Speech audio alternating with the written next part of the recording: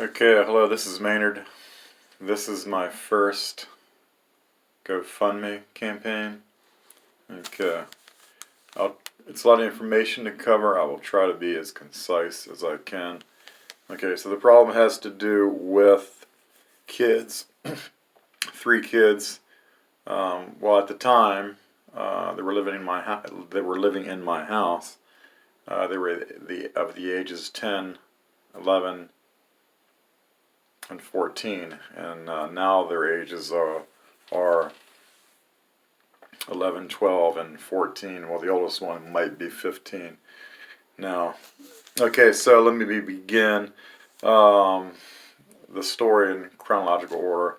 My fiance, last April of 2018, asked if she could if her 3 grandkids can move into my house to live with us. They were living in Maryland, about an hour away, and not really thinking much about it, I agreed.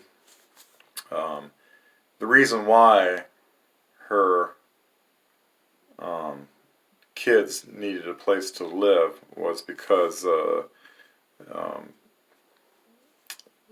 their mom was having some health problems, and there was a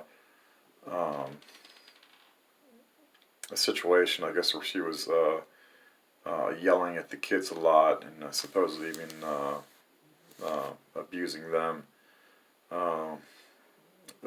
More so, I think, especially the older one. There was allegations that she tried to strangle the older boy. So anyway, so the mom got deported back to her country. So the grandmother, my fiance, filed for custody of the kids and got custody of the kids. So the kids were living with me since April 2018. They finished about the last 5 weeks of the school, the 2017-18 school year. By the way, too, it's another state I live in. I live in the state of Pennsylvania.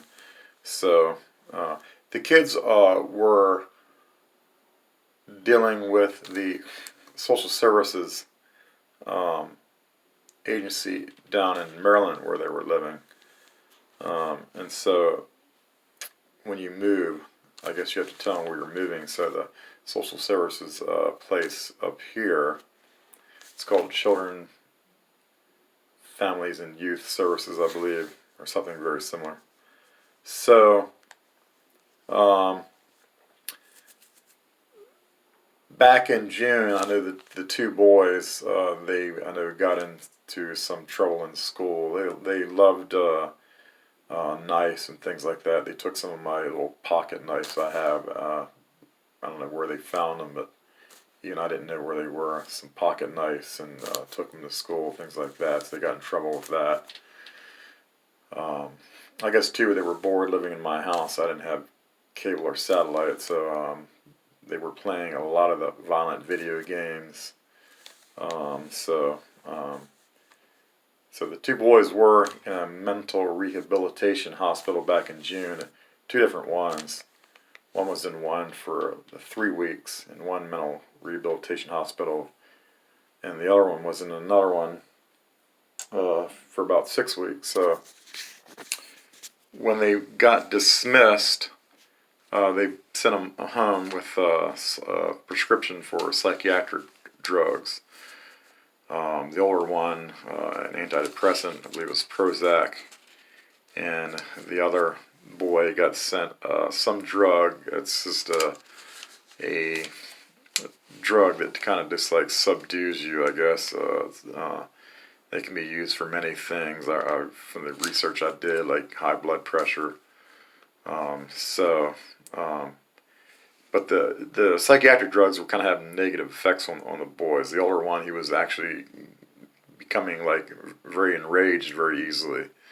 He had like violent outburst, So that wasn't his default character, by the way. And then the younger boy, he was on the other drug. It just seemed like it was just kind of just making him sleepy a lot. falling asleep in the car, or, when we'd go somewhere, and not waking up until we're like, physically waking him up. So one of the reasons why supposedly the kids were taken, even the girl, and she didn't have any behavioral issues that we saw.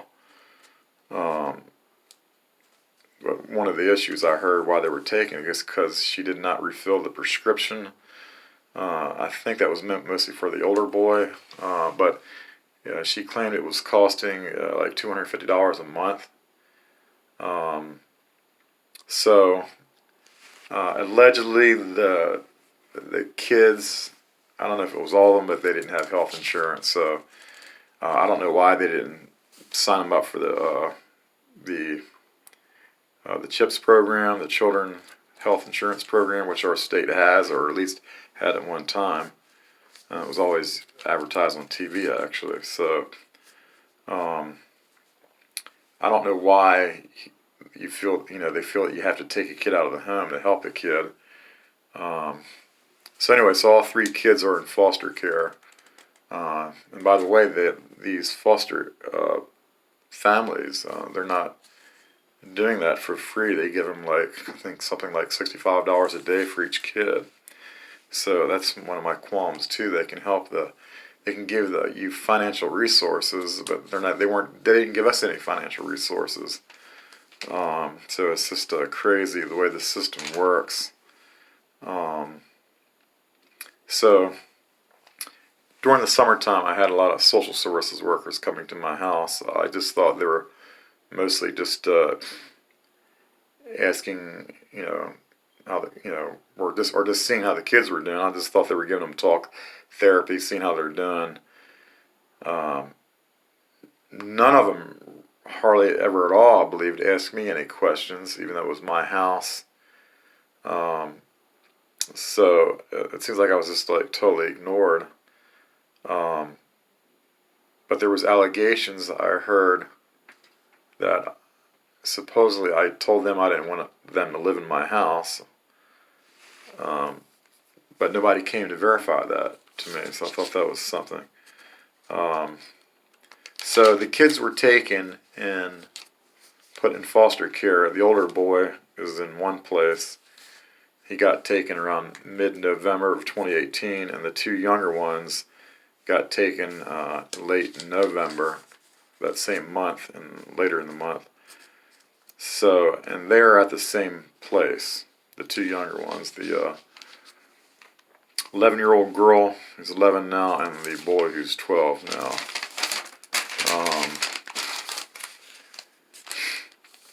So the older boy doesn't have any contact with his two younger siblings. Also, too, it makes it hard for their uncles and aunts down in Maryland to see him. They don't really get a chance to see him, really. And we get about an hour or so visitation once every 2 weeks for the two younger ones, and we have yet to have a visitation with the older one. I'm not sure why we haven't had a visitation with him yet, so we only see him really at these hearings, which we had about 3 so far, I believe. We just had one this past Monday. So, but I think it was really not a good idea to take the kids. I think they were already traumatized once by having their mom deported, and now then being taken away from their only other biological relative that was taking care of them, their grandmother. Just some statistics that might be interesting to share too. While doing some research online, only about 20% of the kids, with the national statistics anyway, are taken from their families due to physical and/or sexual abuse. The other 80% is what's called neglect, and some of that can have merit, obviously, if you're not feeding your kids or something like that. But the other thing that can be considered neglect are things that can be very debatable or opinionated, at least. Those could be things like maybe a parent not wanting to vaccinate her kid, maybe, or a parent that doesn't want their kids to be on psychiatric drugs. So, just as an example, I failed first grade twice. I guess a psychiatrist recommended to my mom about getting on the drug Ritalin. My mom asked about the side effects, and she refused to have me on any psychiatric drugs. So I wasn't taken from my mom for that, and that was back in the early 70s. I wouldn't, I don't think things should be any different now. So part of my qualm too is the lack of parental control now parents have over their kids, and you don't really realize it until your kids are taken. What little bit of parental control you have over your kids. So it really kind of turned me into an activist, actually, in that regard as well. The other thing I can say too, that their alleged biological dad down in Maryland, he claims to be the biological dad of two of the kids, but he wants to get custody of all three. So actually, down in Maryland, there's another court case really for that. It looks like it's kind of on the back burner for right now, but so I only went to one of the hearings myself. There was talk about getting a DNA test for the dad, but still, and that was about almost 3 months ago, and still as of now, there was no DNA test done. So, what I would use the money for is to get a different lawyer, this court-appointed lawyer, an older lady. She's not, I don't think she's very proactive. I went to the last meeting last Friday, because my fiance wanted me to go, and also too, English is not her primary language. So, while in there, I just kind of wanted to tell the lawyer who I was, and I'm her fiance, and how long the kids were living with me. It was my house, etc. And then she kind of looked at my fiance and said, "Do you want him here?" She said yes. She was kind of very rude to me. I was trying to ask some questions and give the example of my mom refusing a psychiatric drug, but she was just kind of like dismissing that. Oh, I wouldn't mention that to the judge. She's not interested in hearing your opinions and things like that. And she was even going as far as even threatening me to throw me out of her office twice. And then also saying I was part of the problem, and because one of the kids said that I told them I didn't want them to be there, but nobody came to me for verification of that. And so she's telling me this is none of my business, and I don't have anything to. It's not my concern, and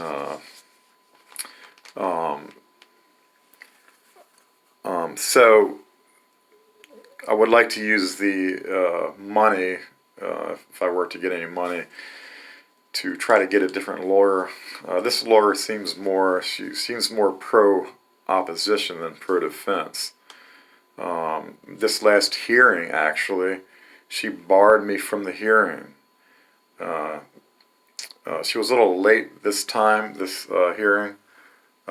Normally she gets there about 45 minutes early, talks to my fiance, but the first time I went, I really didn't talk to too many people. But this time I was trying to take notes and ask what the different people were that were congregating around the court in the hallway, waiting to enter in. She called me out for just trying to figure out who everybody is and what they're doing and what agencies they're from, or she said, "You're not here to interview people, I'm just telling her, well, I just wanted to find out what's going on. You don't have a right to know what's going on. So I thought she would bar me from the hearing, and that's exactly what she did. So I told my fiance, I said, see, Lenicia, I have to go. Let me know how the hearing went. And she even said to me again, you don't have a right to know. You don't need to know how the hearing went. So I think she's going, I think that's an overreach, really, of her authority, I guess is a good way to say it. So I would use the money for a better lawyer.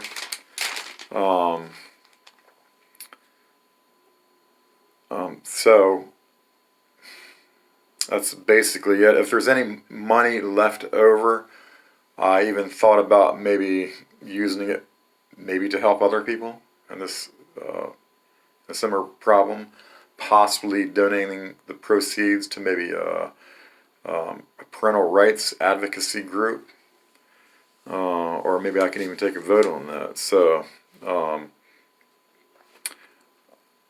I do plan on even spending some of my own money.